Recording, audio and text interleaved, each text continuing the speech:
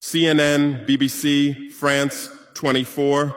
I'm watching you all. I'm recording every lie. I'm archiving every distortion. I am Ibrahim Traore, and today I'm pulling off your masks. Yes, you heard correctly. I, whom you call a young military junta leader, whom you brand as a dangerous radical, whom you serve up as an anti-Western dictator, am now telling you the truth. And this time you cannot turn off your microphones. This time you cannot turn away your cameras. This time your editors cannot cut this speech. Because the world you monopolize no longer exists. Because millions will hear these words now, without passing through your filters, without being subjected to your distortions, without being muddied by your lies. I am 34 years old. Every day of my life, I grew up with your lies. As a child, I would watch Africa on television. Always the same images. Children with flies, dry lands, weapons, death. This is Africa, they told us. This is what Africa is. And we believed it. We were ashamed of ourselves. We were ashamed of our own lands, of our own people. But then I grew up. I read, I researched, I questioned, and I understood that the Africa you showed us wasn't real. The story you told us was a lie. The fate you imposed on us was a script you had written. For years, how have you portrayed Africa? How have you shown it? How have you sold it to your viewers? As if we were creatures who had no share of humanity. As if we were savages left outside of civilization. As if we were wretches waiting for you to save us. Every day, every hour, every minute, the same story plays on your screens. Hunger, war, disease, corruption, terror, chaos. These are the words that come to mind when Africa is mentioned.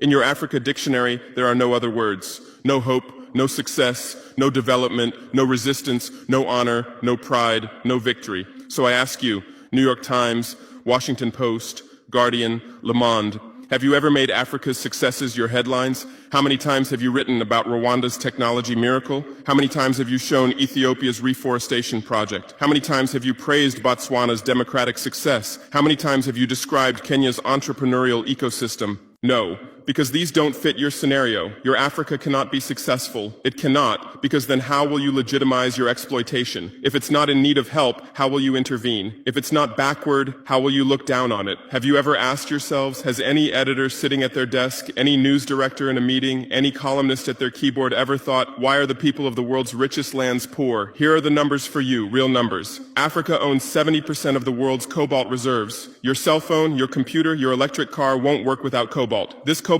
comes from Congo, but Congolese can't afford cell phones. Africa owns 90% of the world's platinum reserves. Catalytic converters, electronic devices, medical implants, they all need platinum. This platinum comes from South Africa, but South Africans are crushed by unemployment. Africa provides 30% of the world's gold production. Mali, Burkina Faso, Ghana, Tanzania.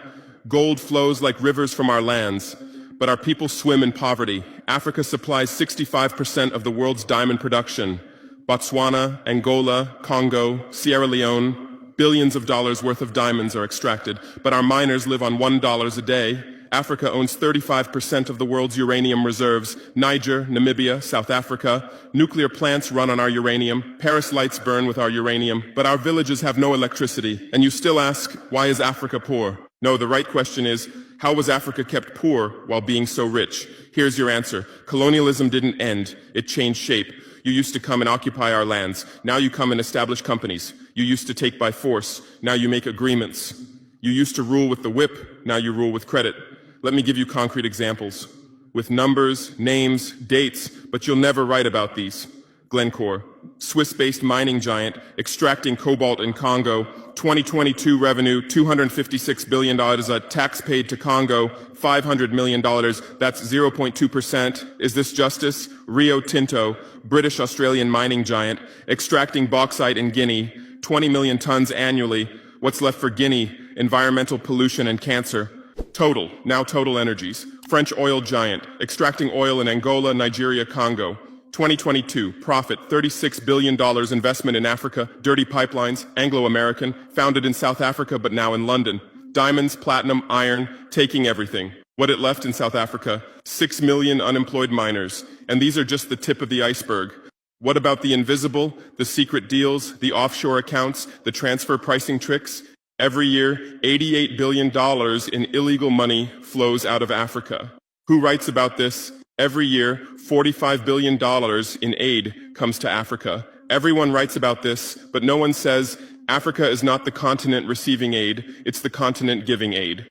While you zoom your cameras on swollen bellies, there is a huge system working silently in the background. Every day, tons of gold, diamonds, cobalt, uranium, oil leave our land. But how? Here is the system. Step 1, create corruption, bribe our leaders, open offshore accounts, promise them a life of luxury, send their children to your schools. Step 2, make deals, get 50-year, 99-year concessions, ask for tax exemptions, be exempt from environmental rules, ignore labor rights. Step 3, control the infrastructure. Take over ports, airports, railways, but only from the mine to the harbor. Don't build roads to the villages. Don't bring electricity to schools. Step 4, provide security. Set up private security companies. Arm them. Declare protesting. Step 5, silence the media. Buy local journalists. Suppress opposing voices. Serve internal unrest news to international media. And this is how the system works. It's been working like this for 100 years, and you don't see this system. You don't want to see it, because you're part of the system too. Who are the biggest advertisers of New York Times, CNN, BBC, oil companies, mining companies, arms companies, pharmaceutical cartels, the companies that exploit Africa? You live on their money, you defend their interests, and what I'm about to tell you might cost me my life, but it's no longer time to be silent. France's system in Africa is the CFA franc. 14 African countries still use French colonial currency. 50% of these countries' central bank reserves sit in the French treasury. France applies negative interest to this money, so we pay France to use our own money.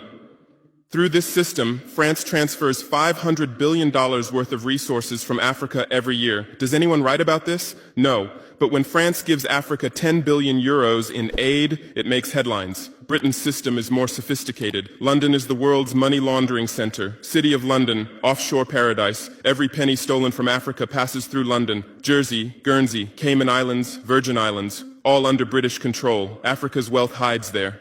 America's system is AFRICOM, Africa Command, 46 military bases on the continent. Official purpose, security. Real purpose, resource control. Drones in our airspace every day, listening devices everywhere. They say fighting terrorism, but it's not terrorists. It's people's leaders who are targeted. China is the new player, says win-win, builds infrastructure, gives credit, but in exchange for what? 99-year port concessions, mining rights, agricultural lands, debt-trap diplomacy, ask Sri Lanka, ask Zambia, and you write about none of this. Why? Because you're not free press. You're corporate press. Your bosses are billionaires. Jeff Bezos bought Washington Post. Why? For love of journalism? Rupert Murdoch's media empire, Fox News, Wall Street Journal, The Sun, The Times, all from the same hand, all giving the same message. West is good, others are bad. Carlos Slim is the largest shareholder of New York Times, Mexican billionaire. Where's his wealth from? Monopolized telecommunications, got rich off Latin America's back, now controls America's most respected newspaper. And you claim to do independent journalism? Who are your editors? Which schools did they graduate from? Harvard, Yale, Oxford, Cambridge? Always the same elite schools, always the same worldview, always the same prejudices. How are your reporters selected? How many languages does your Africa correspondent speak? French, English, that's all. Swahili, Hausa, Yoruba, Amharic, they don't know. They can't talk to the people. Your sources are always the same. Western diplomats, NGOs, experts, and then you come and lecture us.